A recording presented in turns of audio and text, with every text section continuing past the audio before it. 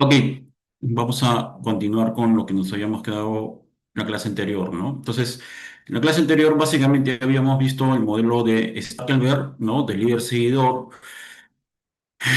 optimizando a través de la variable cantidad o la variable, y mejor dicho, la variable precio, ¿no? Recordando un poco, los resultados era que cuando uno optimizaba, ¿no? Un modelo secuencial al Stackelberg, ¿no? Por la variable cantidad, lo que encontrabas como resultado era que había una ventaja del primer movimiento, ¿no? Es decir, la empresa que jugaba primero tenía un mayor beneficio en comparación de un mismo juego si jugase segundo, ¿no? Y cuando la variable competitiva era precio, lo que encontrábamos era que en principio no había ninguna ventaja ni del primero ni segundo movimiento cuando estábamos en un escenario de precios, perdón, productos homogéneos, ¿no? Ahí era indistinto si la empresa líder jugaba primero o jugaba segundo, ¿no? El beneficio era el mismo.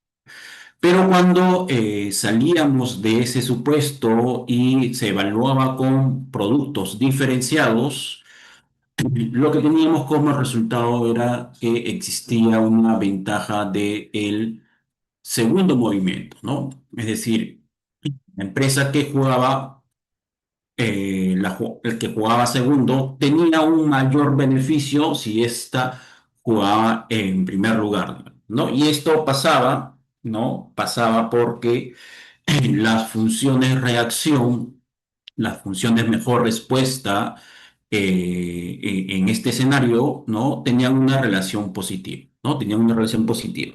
Y adicionalmente, como era un modelo en el cual se optimizaba a lo Bertrand, ¿no? Bastaba que el precio de una de las empresas sea menor, en este caso la seguidora, ¿no? La seguidora sea menor para tener un mayor o un mayor beneficio, ¿no? En función de cómo se construía la demanda, ¿no? ¿Ok? Entonces, eso era básicamente los resultados que habíamos visto en la clase anterior. Vamos a ver ahora otros modelos de elección secuencial, ¿no?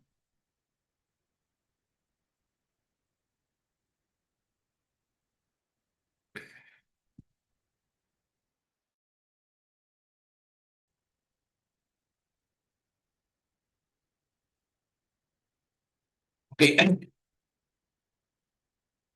entonces, un poco los modelos anteriores, digamos, como bien dice ahí, tenía como condición implícita lo importante y que está relacionado con el compromiso del líder de no modificar su primer movimiento, ¿no? Y digamos que este compromiso debe ser o tiene que tener las características o tres características, ¿no? Primero, que sea visible; segundo, que sea comprensible; y tercero, que sea creíble, ¿ok?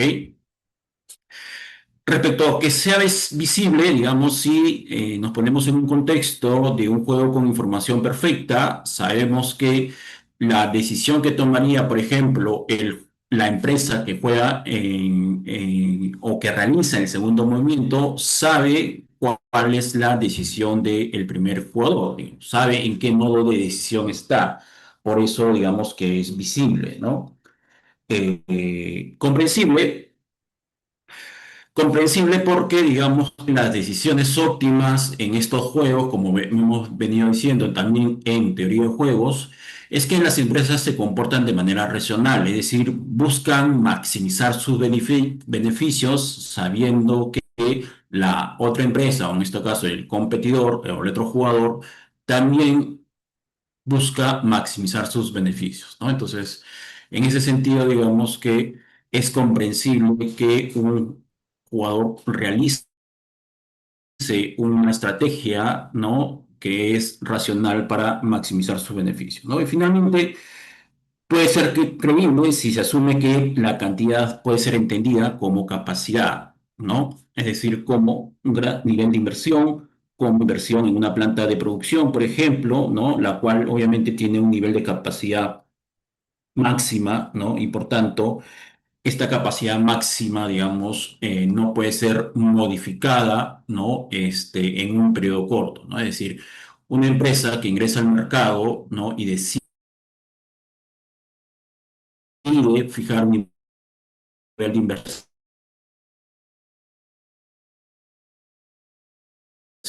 y ese nivel de inversión se refleja en la producción, no se puede en el corto plazo, ¿no? Podríamos decir de un año para otro, ¿no? No se puede modificar, digamos, ¿no? Entonces es creíble que esa capacidad, o mejor dicho, que es esa capacidad planteada, ¿no? En un primer periodo sea creíble, ¿no?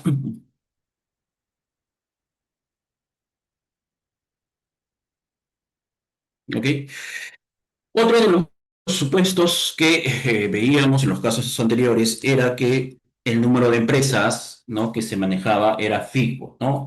Era un número de empresas que era exógeno a el modelo, ¿no? Es decir, decíamos que existen dos empresas, decíamos que una juega primero, otra juega segundo, ¿no?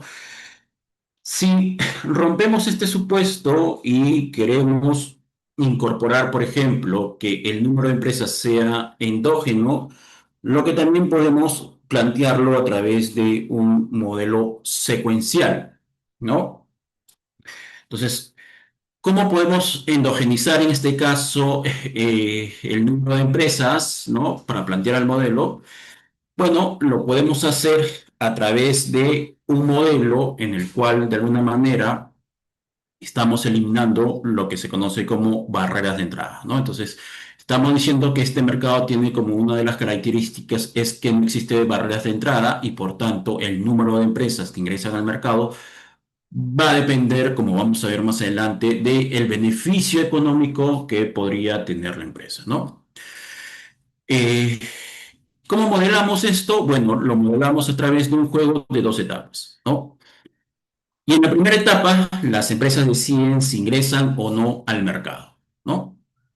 De nuevo, esta decisión de entrar o no al mercado pasa nuevamente por un beneficio económico que tendrían al ingresar, ¿no?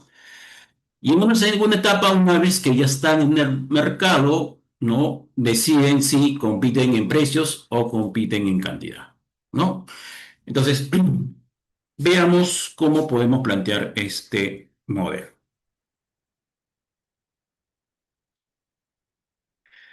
Ok, en principio, vamos a tener una industria con empresas que son simétricas y que esta empresa, o perdón, esta industria va a tener un costo de entrada que es igual a E, que es positivo, que es mayor que cero, ¿no?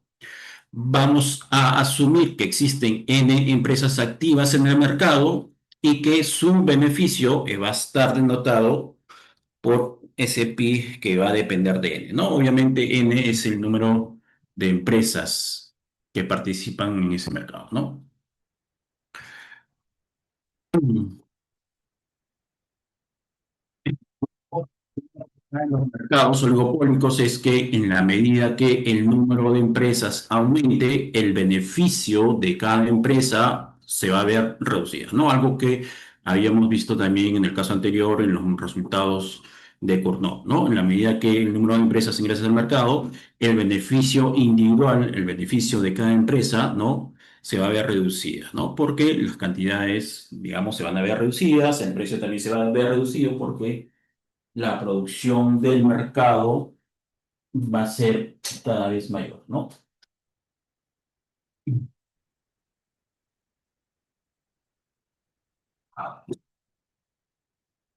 Entonces, si la empresa paga un costo de entrada E en la etapa uno, entonces el número de empresas activas, y debemos entender como empresas activas aquellas empresas que ingresan al mercado, ¿no? Entonces, este número de empresas activas es básicamente S n super E, ¿no? De tal manera que se cumplen estas dos desigualdades, ¿no? Que el beneficio individual de cada empresa, cuando existen N super E empresas menos el costo de entrada, es positivo, esa diferencia, mejor dicho, es positiva, ¿no? Y que si empresa o si ingresa una empresa adicional al mercado, ¿no? Si ingresa una empresa adicional al mercado, menos ese costo de entrada es negativo, ¿no? Entonces, calculamos o de alguna manera se va a considerar el número de empresas activas bajo esas dos condiciones o esas dos desigualdades, ¿no? Cuando se cumplen esas dos desigualdades. En términos prácticos, ¿no? Podemos hacer o podemos señalar que cuando el beneficio individual de una empresa, ¿no? Evaluado en ese número de empresas activas es igual a cero, ¿no?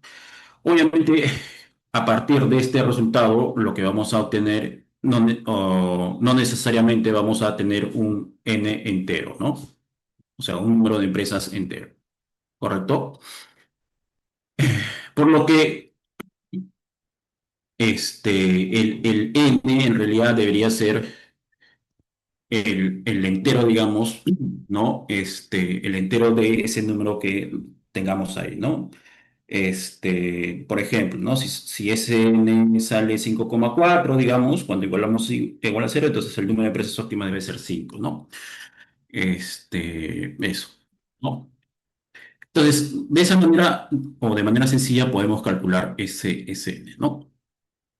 Queda claro que si el costo de entrada, ¿no?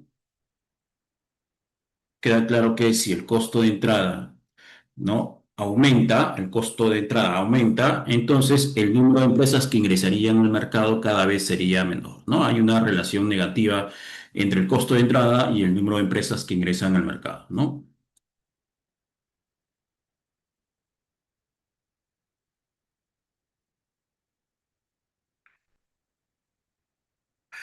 Entonces, en un modelo a lo Cournot, con libre entrada, ¿no?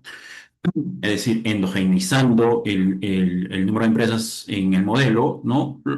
Y considerando una función inversa de demanda, ¿no? Bien sencilla, un costo marginal o un costo total de producción de esta manera, ¿no? Entonces, en el equilibrio, ¿no? En el equilibrio, la cantidad óptima va a tener esta relación, ¿no? Esto es básicamente lo que ya hemos calculado en el caso de Cournot, ¿correcto? Cuando hay n empresas, ¿no? Y queda claro, digamos, que existe esta relación, ¿no? Entre la cantidad óptima y el número de empresas, ¿no?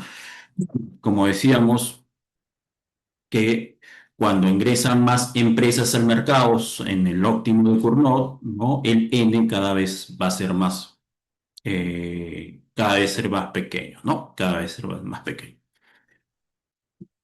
Entonces, el beneficio en este escenario, ¿no? De una empresa, digamos, el beneficio en este escenario de una empresa estaría representado básicamente por, como decíamos, esta diferencia, ¿no? Esta diferencia. Este es el beneficio, ¿ok? Este es el beneficio, digamos, individual, ¿no? Que sale de la maximización y obviamente le tenemos que quitar el costo de entrada, ¿no? Y como decíamos, para calcular ese n, podríamos igualar a cero, ¿no? Podríamos igualar a cero.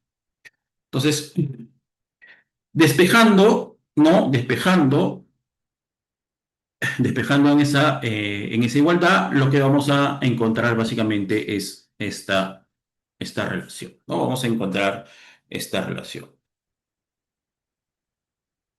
Luego, digamos, si consideramos un escenario en el cual existe un planificador social y digamos, busca optimizar el número de empresas óptimas que estarían en el mercado, tenemos que maximizar una función del bienestar de la sociedad, ¿no? La función del bienestar de la sociedad, digamos, como sabemos, es la suma del excedente del productor y el excedente del consumidor, ¿no? Entonces, en este escenario, tenemos el excedente del productor, que no es más que el beneficio económico individual, ¿no? De una empresa por el número de empresas, ¿no? El excedente del productor.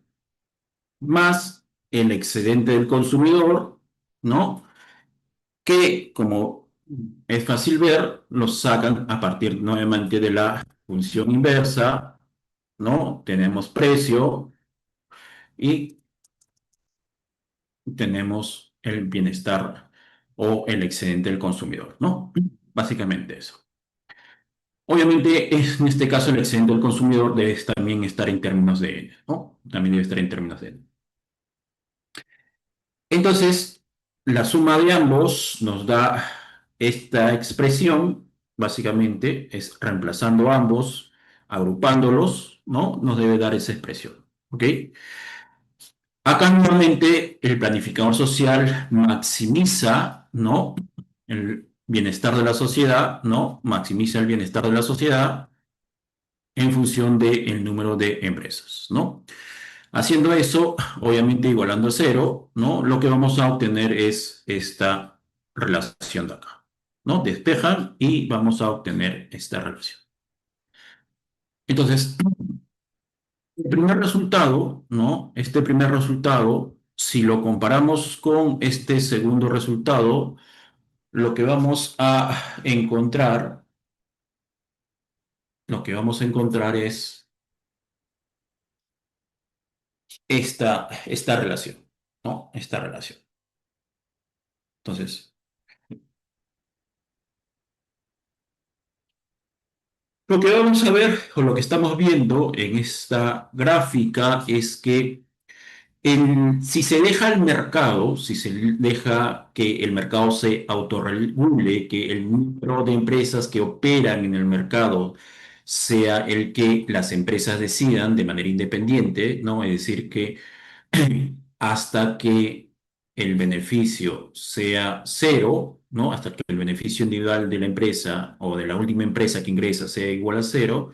Entonces, lo que vamos a obtener es que existe un número de empresas socialmente eh, subóptimas o en todo caso no eficientes, ¿no?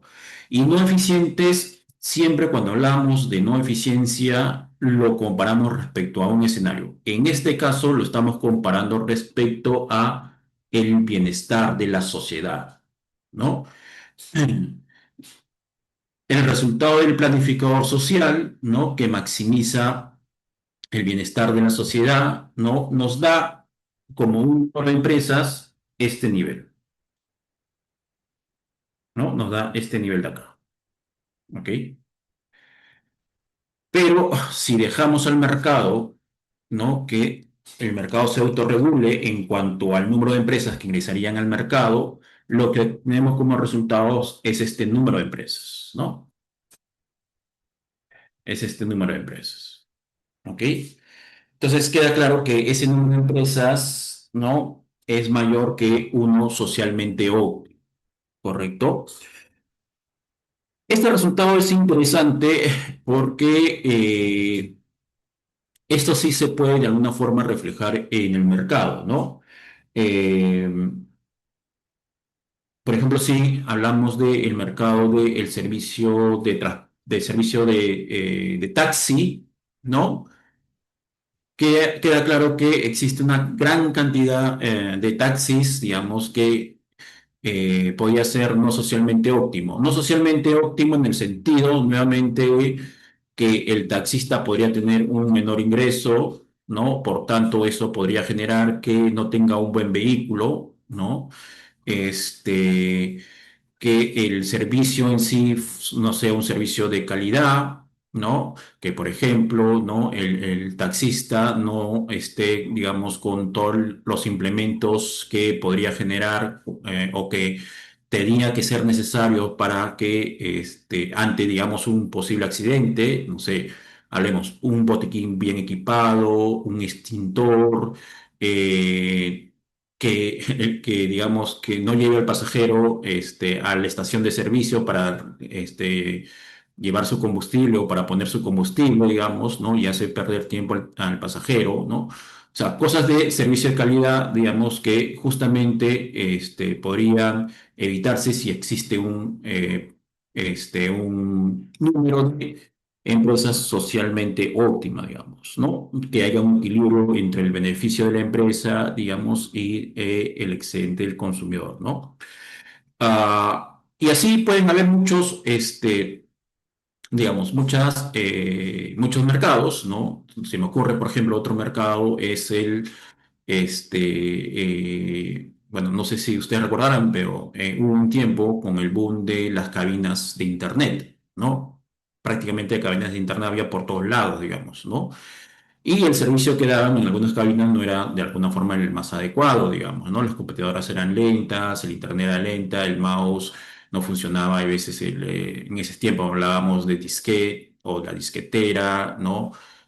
Muchas cosas, digamos, ¿no? Entonces, eh, el número quizás de empresas en ese mercado no era óptimo, nuevamente desde el punto de vista del óptimo social, que debe haber un equilibrio entre el beneficio de la empresa, ¿no? Y el excedente del consumidor, digamos, ¿no? Entonces, quizás con un número menor de empresas, una menor oferta, ¿no? El precio de alguna forma se puede reflejar en un mayor precio que puede generar o redundar en un mayor beneficio y que eso puede redundar de alguna manera en que la empresa brinde un servicio de mayor calidad porque tiene justamente mayores ingresos, ¿no? Puede ser discutible o no, pero digamos que desde el punto de vista teórico el resultado es ¿no? Si se deja al mercado la libre entrada, ¿no? Existiría un número de empresas que es mayor que el óptimo social, ¿no? ¿Ok? Preguntas.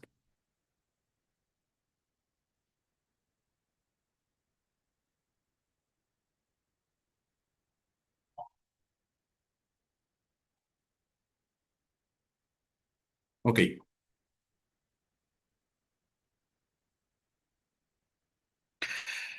Ahora, dentro o siguiendo con la secuencialidad, veamos un modelo donde se puede generar un comportamiento estratégico de la empresa incumbente.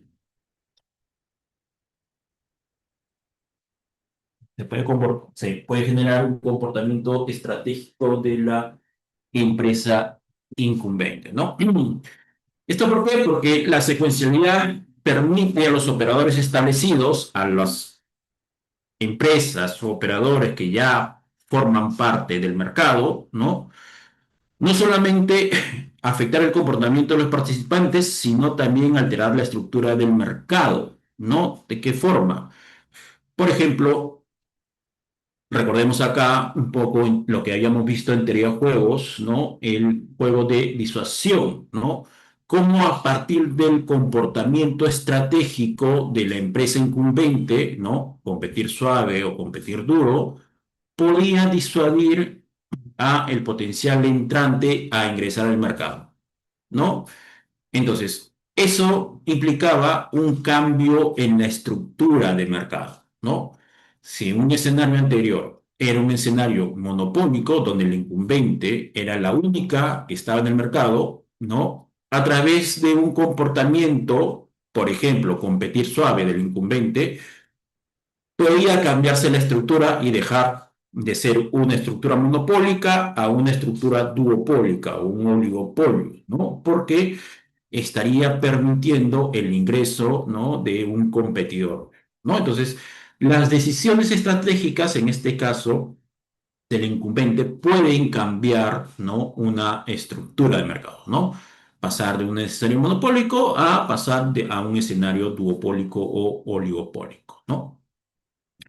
Entonces, para estudiar estas situaciones, este tipo de comportamiento, vamos a usar nuevamente un juego dinámico, ¿no? Un juego dinámico, en particular, vamos a usar un juego en dos etapas, ¿ok? En la primera etapa, ¿no? En la primera etapa, eh, la empresa incumbente, ¿no? La que ya está establecida en el mercado, va a elegir un nivel de inversión, ¿no?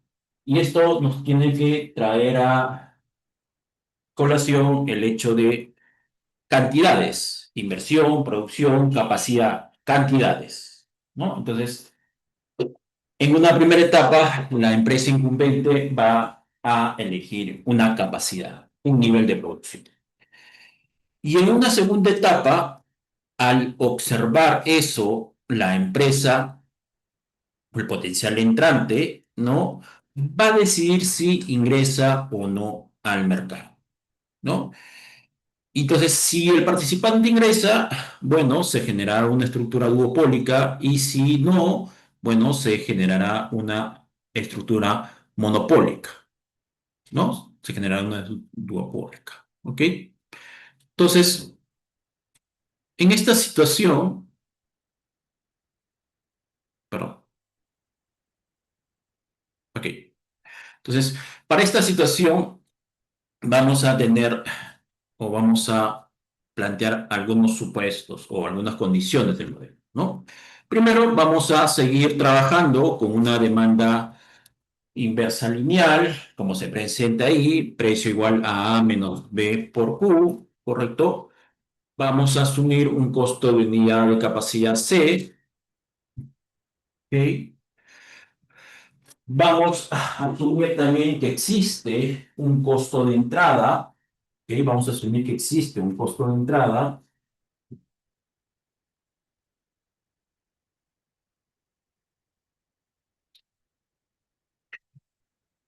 y que, como decíamos, el juego se juega en dos etapas, ¿no? La primera etapa, la empresa uno, la incumbente, ¿no? La establecida, elige el nivel de producción y en etapa 2 la empresa decide entrar o no entrar, digamos, ¿no? Entonces, en dicha situación, en dicho contexto, se va a generar tres escenarios, tres situaciones. Un primer escenario, que es de alguna forma el más trivial, ¿no? Es aquel en el cual el costo de entrada es tan alto que el incumbente no va a tener incentivos de ingresar. Por tanto, perdón, el costo de entrada es tan alto que el potencial entrante no va a tener incentivos de ingresar, ¿no? Y el incumbente, dado eso, ¿no? Dado eso, se va a comportar como un monopolista, ¿ok? Se va a comportar como un monopolista. En un segundo escenario, ¿no? Donde el costo de entrada tiene valores intermedios, ¿no? Entonces, el incumbente, ¿no? El incumbente, dado que existen en este caso la posibilidad de que el potencial entrante ingrese, entonces el incumbente se va a comportar de manera estratégica, modificando su capacidad, su nivel de producción, ¿no? De tal manera que pueda generar desincentivos de que el potencial entrante ingrese al mercado, ¿no? Entonces, lo que busca el incumbente en este caso es desincentivar al potencial entrante, ¿no? De que ingrese al mercado y esto lo va a hacer a través de fijar un nivel de capacidad, ¿no? Y un tercer escenario es en el cual, digamos, el costo de entrada es tan bajo, ¿no? Es tan bajo que el incumbente, digamos, no va a tener incentivos, no va a tener incentivos de querer comportarse de manera estratégica, o en todo caso, no va a tener incentivos de querer desincentivar el ingreso, ¿no? del potencial entrante, ¿no? ¿Por qué? Porque básicamente generar un nivel de cantidad, generar o fijar un nivel de producción, capacidad, digamos, que pueda desincentivar el comportamiento o el ingreso del potencial entrante, deja de ser rentable, ¿no? Deja de ser rentable, ¿no? Deja de ser rentable y por tanto prefiere dejarlo entrar y de alguna forma acomodarse al ingreso del potencial entrante, ¿no? Eso lo vamos a ver ahora.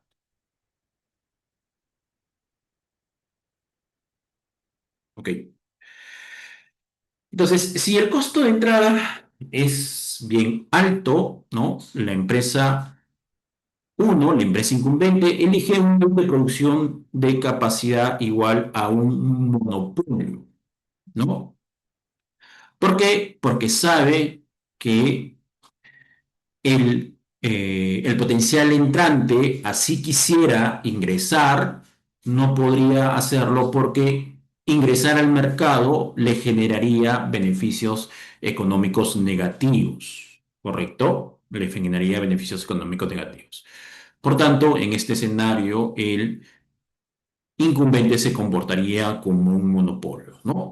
Entonces, la pregunta sería, bueno, ¿cuál es ese nivel de F, ¿no? ¿Cuál es el nivel de costo de entrada que el potencial entrante o que genera que el potencial entrante no pueda o no esté incentivado a ingresar al mercado?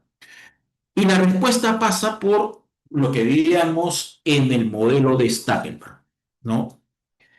En el modelo de Stackelberg, que era también un juego dinámico en dos etapas, ¿no? Donde jugaba primero el líder y luego jugaba el seguidor, y esto lo tenemos que traer acá. Entonces, en este escenario, ¿no? Podemos asumir que el incumbente del establecido es el líder, porque ya jugó, ya ingresó al mercado, ¿correcto? Y el potencial entrante es la seguidora, porque va a jugar, va a realizar su segundo movimiento, que es ingresar, ¿no? O no ingresar, ¿correcto? Dado que el primero ya ingresó, ¿ok?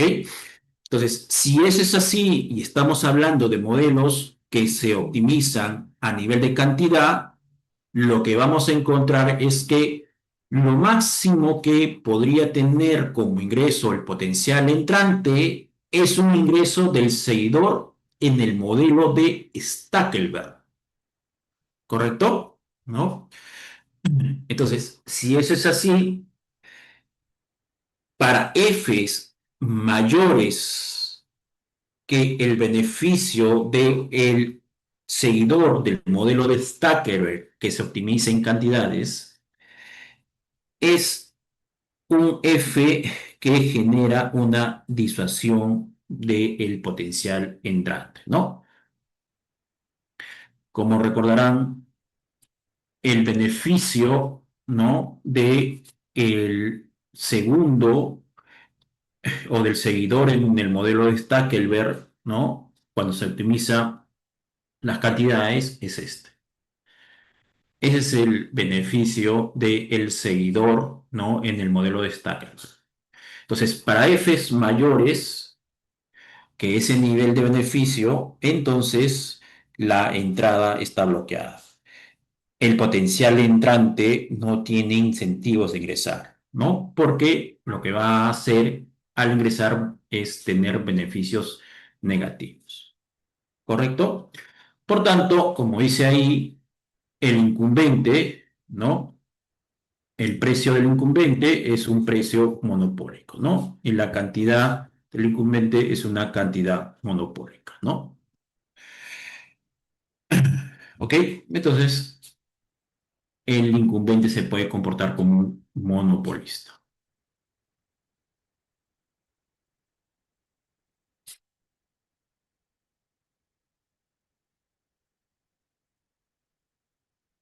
¿Ok? El segundo escenario, como decíamos, era en situaciones en las cuales este costo de entrada, este F, tenía valores intermedios, ¿no? En otras palabras, era menor que un beneficio del seguidor en el modelo de Stackelberg, ¿no? Optimizado en cantidades, ¿ok?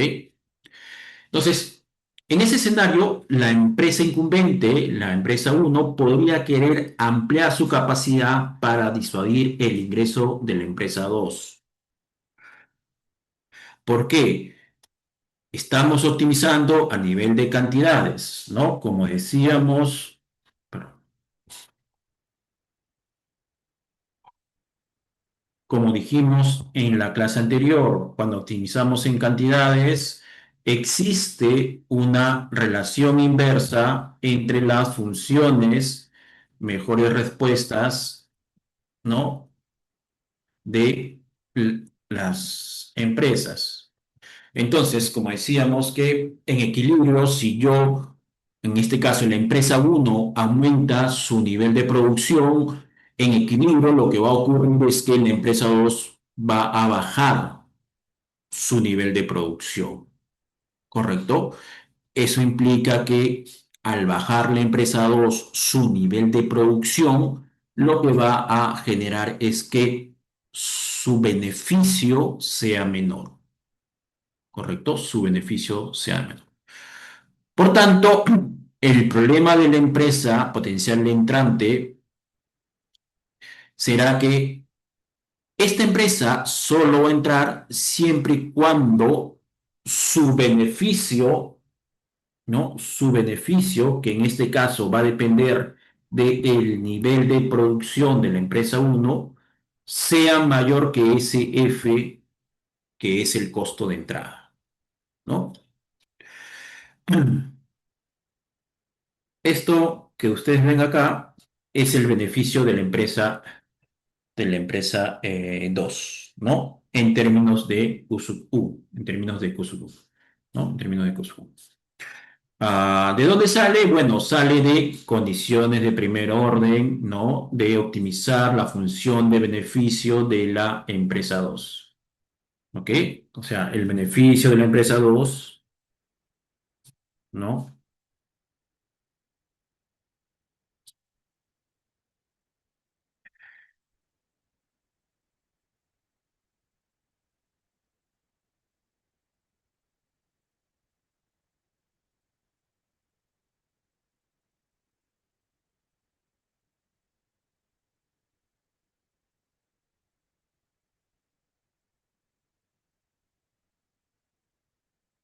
¿No? El beneficio de la empresa 2 en términos de Q sub 1. Ya, profesor, ¿cómo lo hacemos en términos Q sub 1? Bueno, condiciones de primer orden, ¿no? Entonces derivamos la función de beneficio de la empresa 2 en términos de Q sub 2, igualamos a cero, y lo que vamos a tener es Q sub 2 en términos de Q sub 1, ¿no? Función mejor respuesta, ¿correcto? Entonces, básicamente es reemplazar esto en esa función de beneficio y lo que vamos a obtener es justamente esto, ¿ok? Así calculan este beneficio de la empresa 2 en términos de Q sub 1, ¿correcto? Entonces, repito, básicamente la empresa 2 va a querer ingresar al mercado en la medida que su beneficio en términos de Q sub 1, ¿no? sea mayor que el F, que el costo de entrada, ¿no? Entonces, si eso es ahí, si eso es así, eh, la empresa 1 puede justamente hacer que ese Q sub 1, es decir, puede incrementar ese Q sub 1 de tal manera que ese beneficio económico de la empresa 2 sea menor que este F, ¿no? Porque recordemos, este F es constante, ¿no? Es el costo de entrada, es fijo, ¿correcto? Es fijo. Entonces, la empresa 1, ¿no? puede incrementar su nivel de producción, puede incrementar su nivel de producción de tal manera que puede hacer que este beneficio, no, que este beneficio, digamos, sea menor, tan menor que sea menor que F, ¿no?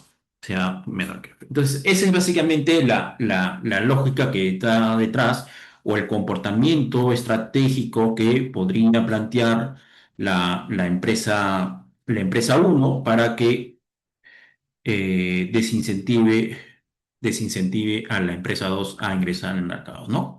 Bueno, la pregunta es, bueno, ¿cuál es ese Q sub 1 que desincentiva el ingreso? Ese Q sub 1 lo podemos calcular a través de despejar esta desigualdad, ¿no?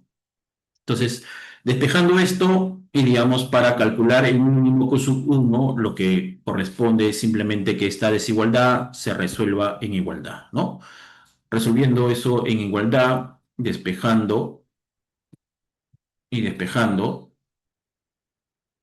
¿no? Lo que vamos a obtener es este Q sub 1, ¿no?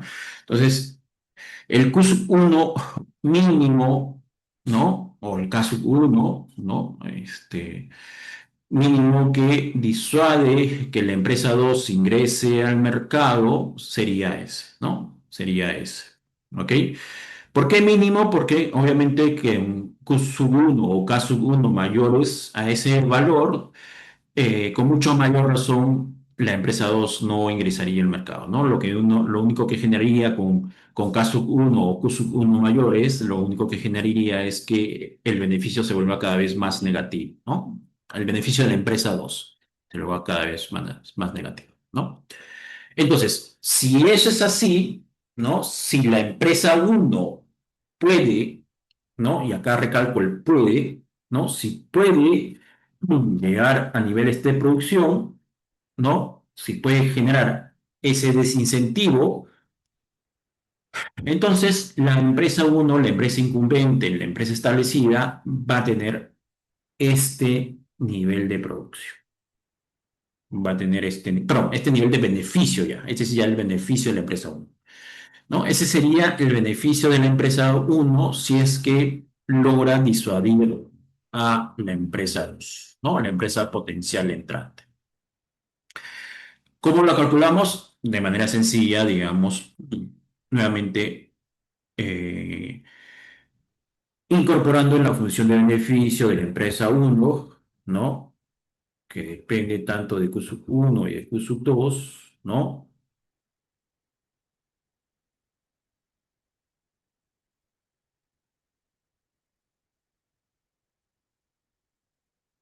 ¿Ok? ¿No? El beneficio de la empresa uno, ¿no? Entonces, ya tenemos el nivel de QSU 1 mínimo o caso uno mínimo que disuade el ingreso de la empresa 2, ¿no? Entonces, este valor es reemplazado, ¿no? En la función de beneficio y obtenemos el beneficio de la empresa uno. Profesor, ¿y cómo calculamos el QSU 2? ¿No? ¿Cómo calculamos el QSU 2? ¿Alguien sabe cómo o tiene alguna idea de cómo calcular el QSU 2? ¿Alguna idea?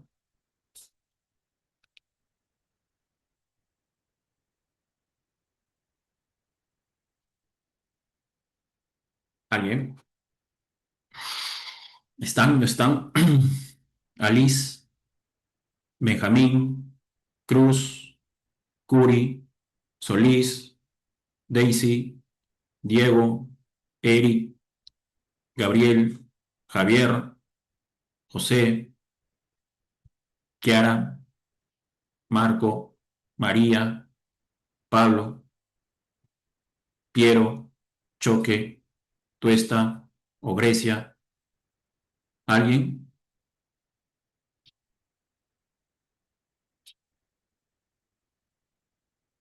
¿Alguna idea de cómo calcular COSUB 2?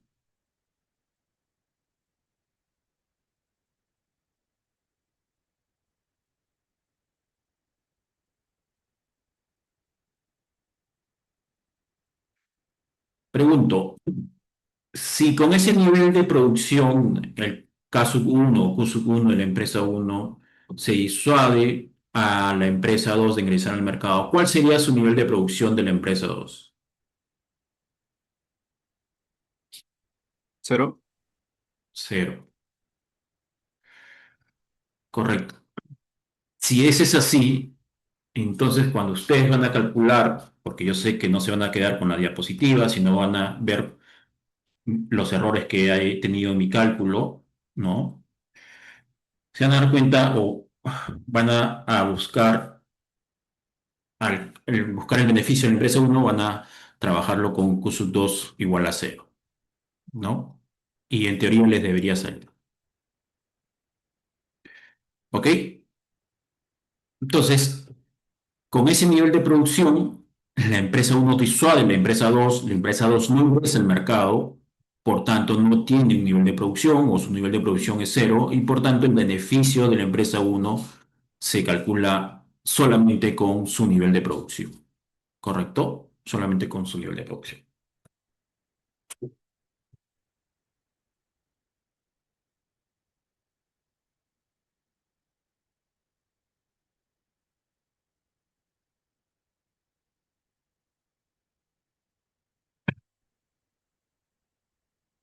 Entonces, la empresa uno disuadirá la entrada de la empresa 2 siempre y cuando siempre y cuando que el beneficio de la disuasión sea mayor al beneficio de no disuadirlo. ¿A qué me refiero? Nosotros, cuando estábamos planteando este modelo, decíamos que esto es como un modelo del modelo de Stackelberg optimizado en cantidades, ¿no? Donde hay un primer movimiento del líder y un segundo movimiento de la empresa seguidora. En ese escenario del modelo de Stackelberg no había ningún comportamiento estratégico, ¿correcto? No había. La líder no buscaba disuadir a el seguidor. En ese escenario, la líder tenía un beneficio económico, sin disuasión, entre comillas, ¿no? Sin disuasión, disuasión, ¿correcto? Entonces, si lo traemos acá, ese resultado, lo que vamos a comparar es que el beneficio de disuadir, ¿no? O en todo caso, la empresa incumbente va a tener incentivos de disuadir a la potencial entrante en la medida que los beneficios derivados de la disuasión sean mayores o son mayores que los beneficios de la no disuasión. Los beneficios de la disuasión ya lo hemos visto, que son los resultados anteriores, ¿no? Esto. ¿Y cuáles son los beneficios de la no disuasión? Es el beneficio de la líder en el modelo de Stackelberg, ¿no? Que como ustedes pueden recordar, es justamente esto. Beneficios de no disuadir, beneficios de disuadir. Entonces, la empresa uno, la incumbente, va a disuadir en la medida que la disuasión le genere mayores beneficios que la no disuasión. ¿Y cuándo ocurre eso? Bueno, eso ocurre cuando el F, despejando todo, obviamente, despejando todo eso, cuando el F tiene este valor, ¿ok? Cuando el F tiene ese valor.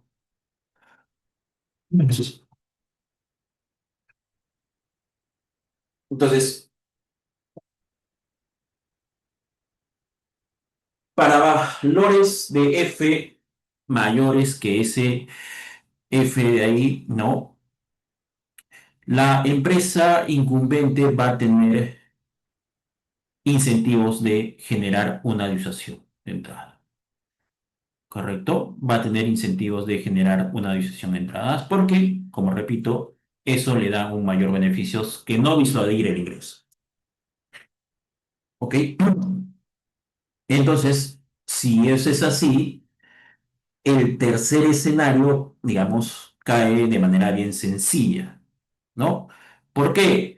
Porque justamente ese valor de F es como que el umbral para decir que si los costos de entrada son menores que ese F, este F que está acá, ¿no? Este de acá, ¿no? Que es todo esto. Entonces, si los costos de entrada son menores que ese F, entonces la empresa incumbente no va a tener incentivos de disuadir el ingreso del potencial entrante. Por lo que para F o para costos de entradas mayores que ese F, ¿correcto? El resultado es un resultado de un modelo de Stackelberg de líder-seguidor optimizando en cantidades. Es decir, que la empresa uno va a tener un beneficio de la líder, ¿no? Y la empresa potencial entrante va a tener un beneficio del seguidor, ¿no? Va a tener un beneficio del seguidor. ¿Ok?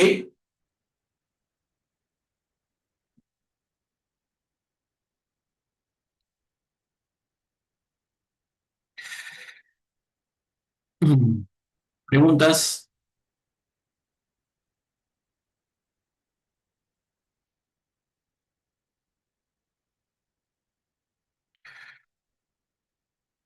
¿Alguna pregunta, chicos?